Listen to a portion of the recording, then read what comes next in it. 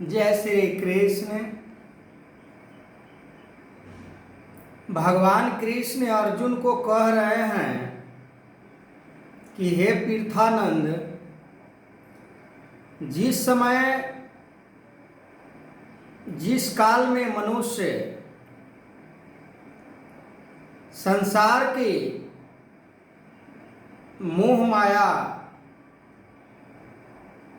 संसार के कामनाओं को मन से अपने निकाल देता है, उस समय प्रज्ञ मनुष्य बन जाता है। उसके मन के अंदर कभी भी किसी प्रकार के कोई इच्छा उत्पन्न नहीं होता,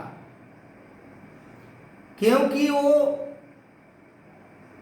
परमात्मा के सिवा किसी को महत्व नहीं देता है। यानी भगवान के सिवा और किसी को महत्व नहीं देता है, संसार के चीजों को महत्व नहीं देता है। फिर उसे संसार तुच्छ सा लगना शुरू हो जाता है एक भगवान के आगे। भगवान कृष्ण ने अर्जुन को सरल तरीका से एक ही बात को मानवाने का प्रयास कर रहे हैं कि तुम समर्पण हो जाओ मुझे अविनाशी के चरणों में। पर अर्जुन हो नहीं पा रहा है। अर्जुन के मन में माया आ जा रहा है। माया आने के कारण अर्जुन विचलित हो रहा है। संसार में जाहिर सी बात है कि संसार के मोह माया से मन को मोड़ना इतना आसान नहीं है। मन एक यंत्र का काम करता है, कभी कुछ सोच लेता है तो कभी कुछ करने को तैयार हो जाता है। और जिसने भी मन को कहना को माना है, उसका संसार में पतन हो गया है। इतिहास के किसी भी पन्ने को आप उलट कर देख सकते हैं। रावण ने अपने मन को मानी, विनाश हो गया। हिरण्यकश्यप ने अपने मन को मानी, विनाश हो गया। कंस ने अपने मन को मानी, विनाश हो गया। दुर्योधन ने अपने मन को मानी, विनाश हो गया।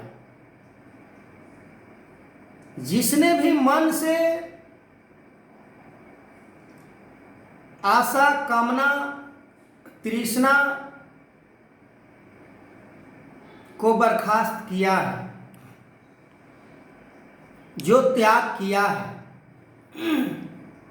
उसी ने ये संसार में जीत हासिल किया है। प्रयास तो बहुत लोग करते हैं, पर रिजल्ट बहुत कम लोगों को ही आता है। जैसे स्कूल में बच्चे एक ही स्कूल में सेम टीचर होता है, सेम क्लासेस चलता है, पर उसी क्लास में कई बच्चे ऐसे भी होते हैं जो फर्स्ट मार लेते हैं, और कई बच्चे ऐसे भी होते हैं जो फेल से भी महाफेल हो जाते हैं। ठीक उसी प्रकार मन के ऊपर विजय प्राप्त करना, मन को एकाग्र करना, मन को स्थिरता को प्राप्त होना, ये बड़ा कड़ा विषय है, बहुत हार्ड विषय है ये। मन क्या नहीं कहता है। मन कभी भी किसी भी अवस्था में सही रास्ते पर चलने का वो सलाह नहीं देता है। मन जब भी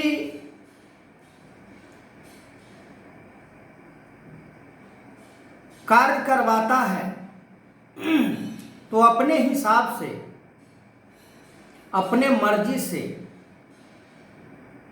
वो कराने का हर समय प्रयासरत होता है। मन के बारे में गुरु ग्रंथ साहिब ने बड़े सरल भाव से कहा कि मन बेचिए गुरु के पास, पार ब्रह्म निकटकर पास। सब मन का ही खेला है और अर्जुन मन के ही फेरा में उलझकर अभी तक उन्होंने सही और गलत का रिजल्ट नहीं निकाल पाए। सही भी गलत उन्हें लग रहा है।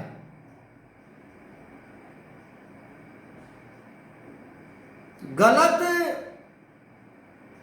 काम करने के लिए मन हर समय तैयार होता है, पर सही काम करने के लिए मन तैयार जल्दी नहीं होता। मन सेम होता है, मन को समझाना होता है। जैसे घोड़ा यदि बेलगाम हो जाए तो अपने सवारी को भी उलट पलट कर सकता है, अपने सवारी को भी सही मंजिल पर नहीं पहुंचा सकता। वही हाल मन का है। मन सही रास्ता पर नहीं चलने देता है। मन मोह माया स्वार्थ में बड़ा रुचि रखता है, क्योंकि मन का एक अलग अपना रोल होता है। मन अपने आप को शक्तिशाली समझता है कि हमसे शक्तिशाली और कोई है ही नहीं। पर जो वीर पुरुष, धैर्यवान पुरुष किसी भी अवस्था में, किसी भी काल में, किसी भी दुख के घड़ी में वो मन को, बातों को इग्नोर कर देते हैं।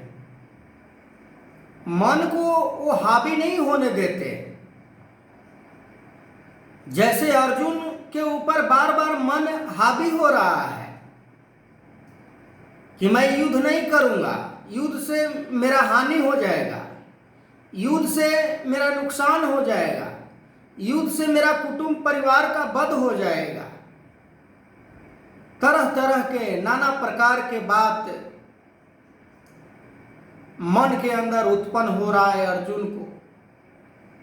पर भगवान कृष्ण ने बार बार मन को बस में करने का युक्ति बता रहे हैं।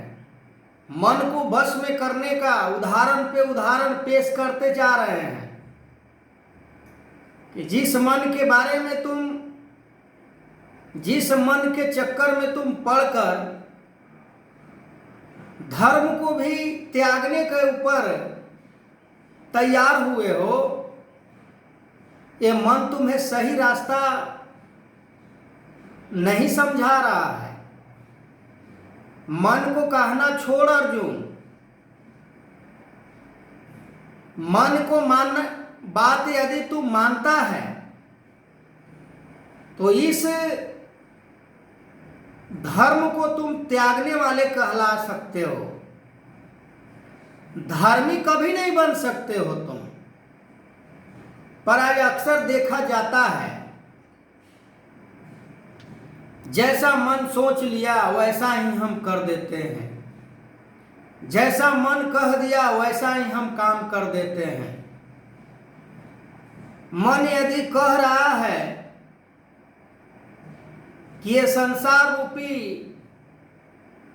नस्वान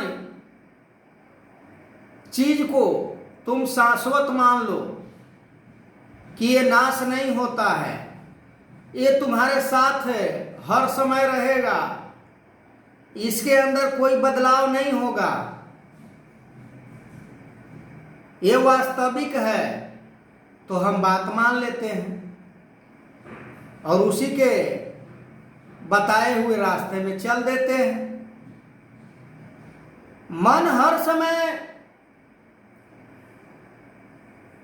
उस बेलगाम घोड़े की तरह है, कहाँ अपने सवारी को पटक देगा कोई ठिकाना नहीं है।